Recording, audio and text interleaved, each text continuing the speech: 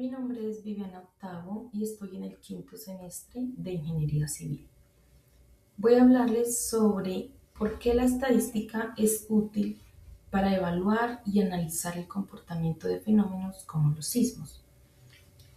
La estadística es clave porque los sismos no ocurren de forma exacta o predecible y podemos identificar tanto los patrones, calcular los riesgos y tomar decisiones.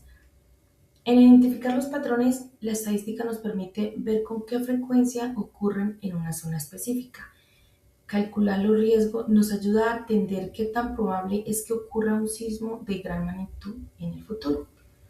Y en la toma de decisiones, sin datos estadísticos, nosotros como ingenieros no sabríamos qué tan reforzado debe ser un edificio para aguantar los movimientos de la Tierra en ese lugar.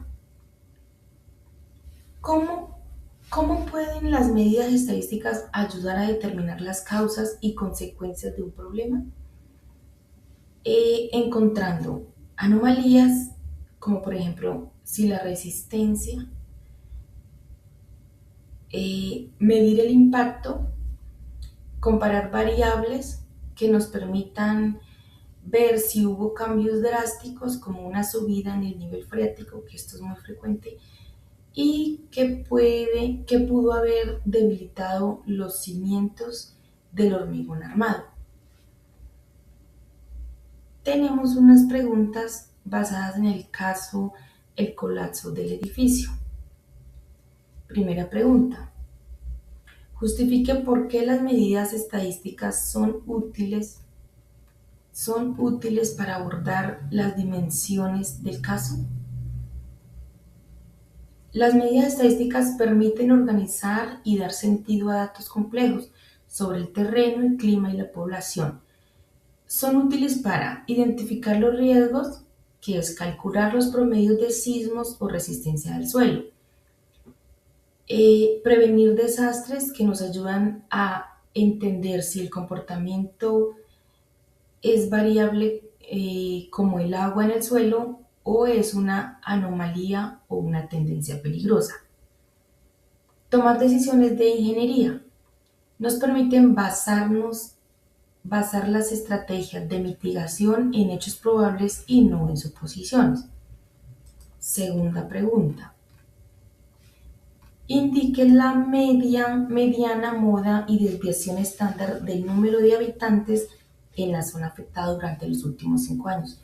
Esto es basándonos en las estadísticas. Tenemos una media promedio de 10.880 habitantes, una mediana de 10.800 habitantes y una desviación estándar de 955.51. Tercera pregunta. Calcule medidas de tendencia central y dispersión de la resistencia a la compresión del suelo. Tenemos una media de 12.6 megapascales, una mediana de 12.5 megapascales y un rango de dispersión de 3.4 megapascales. Hay una diferencia entre el máximo de 14.2 y el mínimo de 10.8. Y tenemos una desviación estándar de 1.3 megapascales. Esto es un valor aproximado. Cuarta pregunta. Grafique la distribución de la resistencia a través de un histograma. Aquí tenemos una gráfica donde nos muestra la distribución de la resistencia del suelo. También podemos ver que la mayor parte del terreno tiene una resistencia que no supera los 14 megapascales y que al ser un suelo de arcilla, esta distribución nos confirma que el terreno era inestable para soportar los 20 pisos del edificio. Quinta pregunta. Analice la relación entre la profundidad del nivel freático y la resistencia del suelo mediante un gráfico de dispersión. Tenemos acá una gráfica donde nos muestra un análisis y tenemos una conclusión.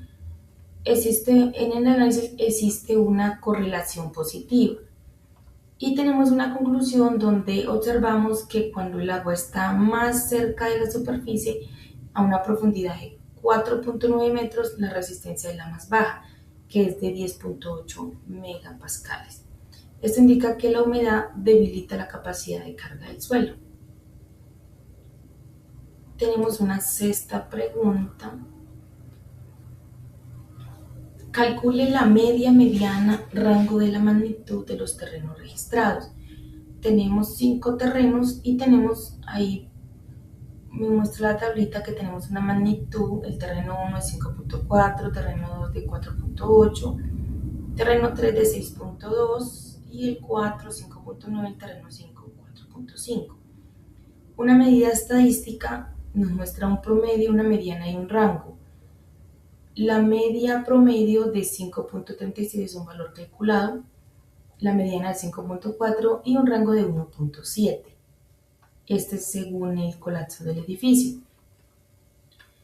En conclusión, se observa que cuando el agua está más cerca de la superficie, la resistencia es la más baja. Esto indica que la humedad debilita la capacidad de carga del suelo. La pregunta 7. Analice si existe alguna relación entre la magnitud de los terremotos y el número de réplicas. Acá muestran una gráfica, la muestra 1, muestra 2 y muestra 3. Tenemos una magnitud y unos sismos.